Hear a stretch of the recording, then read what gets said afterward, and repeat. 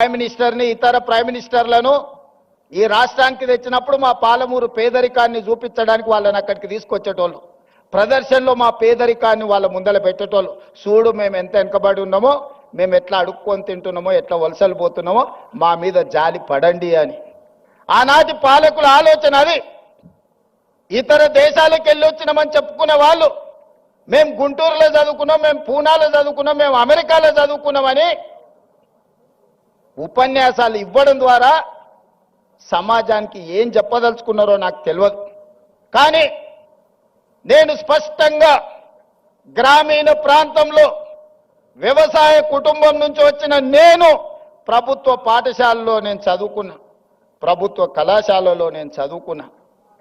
నాకు భాష గొప్పగా రాకపోవచ్చు, కానీ ప్రజల యొక్క మనసును తెలుసుకునే విద్య నాకు వచ్చు.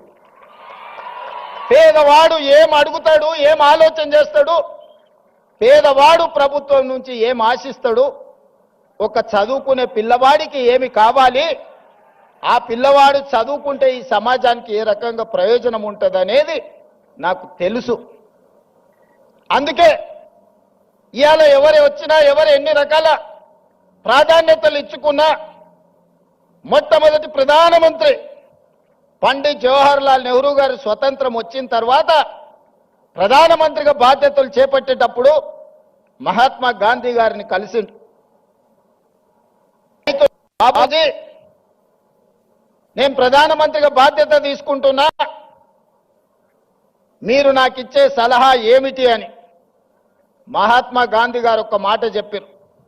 పరిపాలనలో నువ్వు తీసుకునే నిర్ణయం తీసుకునే ముందు నీ నిర్ణయం పేదవాళ్లకు, నిస్సహాయులకు ఏ విధంగా ఉపయోగపడుతుందో ఆలోచన చేసి నీ కళ్ళ ముందు ఆ పేదవాడిని, నిస్సహాయాన్ని గుర్తు తెచ్చుకున్న తర్వాత నువ్వు నిర్ణయం చెయ్యి, తప్పకుండా పేదలకు, నిస్సహాయులకు అది ప్రయోజనం చేకూరుతుంది అని.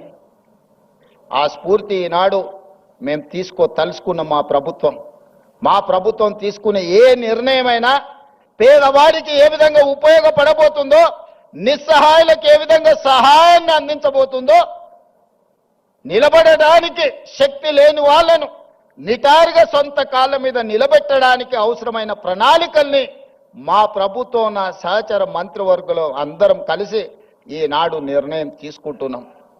అందులో భాగంగానే ఉస్మానియా యూనివర్సిటీకి ఆగస్టులో వచ్చినప్పుడు నేను చెప్పిన, ఒక ఆయన సవాలు విసిరిండు, శాతనైతే ఆర్ట్స్ కాలేజ్ దగ్గర పోయిరా అని. నేను వాళ్ళలాక దొంగను కాదు, ఫామ్ హౌజులు కట్టుకోలేదు, గడీల లాంటివి నిర్మించుకోలేదు.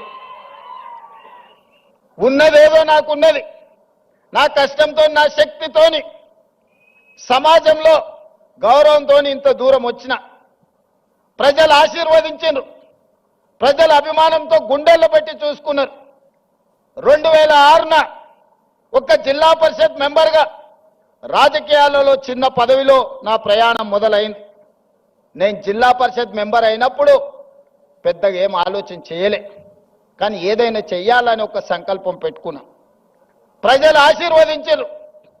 జడ్పీటీసీ అయినా, ఎమ్మెల్సీ అయినా, ఎమ్మెల్యే అయినా, ఎంపీ అయినా ఈనాడు ఈ దళితులు, ఆదివాసీలు, గిరిజనులు, బలహీన వర్గాలు, మైనారిటీ సోదరులు, రైతులు, మహిళలు, యువకులు నిండు మనసుతో ఆశీర్వదిస్తే ఈ రాష్ట్రానికి ముఖ్యమంత్రి అయి మీ సోదరుడిగా ఆర్ట్స్ కళాశాల ముందు నిలబడ్డా.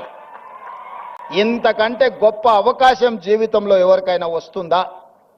లక్షలాది మంది, కోట్లాది మంది కోరుకుంటారు ఈ పదవి, కానీ అవకాశం ఏ ఒక్కరికో వస్తుంది. మీరందరూ కలిసి ఈ అవకాశం నాకు ఇచ్చిండ్రు. అందుకే చరిత్రలో శాశ్వతంగా నిలబడే కొన్ని మంచి పనులు నేను చేయదలుచుకున్నా. చరిత్ర సజీవ సాక్షిగా నిలబడాలి. చాలా మంది 2 ఏళ్లలో నువ్వేం చేసినవయ్యా, మేం చూడు 10 ఎకరాలలో ముఖ్యమంత్రి బంగళా కట్టుకున్నాం, 25 ఎకరాలలో పాలించనికే సచివాలయం కట్టుకున్నాం. తెలంగాణ ప్రజలే కాదు, ఆలు మొగళ్ళ మధ్యలో కూడా నిఘా పెట్టడానికి కమాండ్ కంట్రోల్ రూమ్ కట్టుకున్నాం. 1,00,000 కోట్లు పెట్టి కాళేశ్వరం కట్టుకున్నాం. మేము చూడు ఎన్ని కట్టినామని ఒక 4 చెప్పిరాలు. వాళ్ళు చేసిన శాన్నే కానీ ఓ 4 ఎప్పుడు చర్చిస్తారు. నేనేం చెప్పినాయా అంటే నేను కూడా 4 చేసిన. తెలంగాణ రాష్ట్రం వచ్చిన తర్వాత ప్రతి బడిలో గుడిలో వినిపించవలసిన జయ జయ హే తెలంగాణని మీరు తొక్కి పెడితే రాష్ట్ర గీతంగా మార్చిన నేను.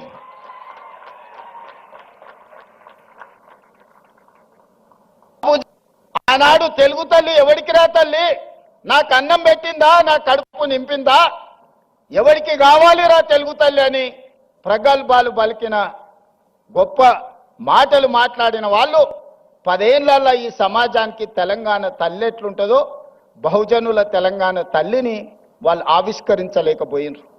అందుకే దొరల గడీలలో పెరిగిన తెలంగాణ తల్లి కాదు, బహుజనులలో బస్తీలలో నుంచి వచ్చిన తెలంగాణ తల్లి నిండు మనసుతో దర్పం ఉట్టిపడేలా ఈ జాతికి తెలంగాణ తల్లిని అంకితం చేసి ప్రతి సంవత్సరం డిసెంబర్ 9 నాడు తెలంగాణ తల్లి అవతరణ ఉత్సవాలను జరుపుకునే సమస్యని మనం పరిష్కరించుకున్నాం.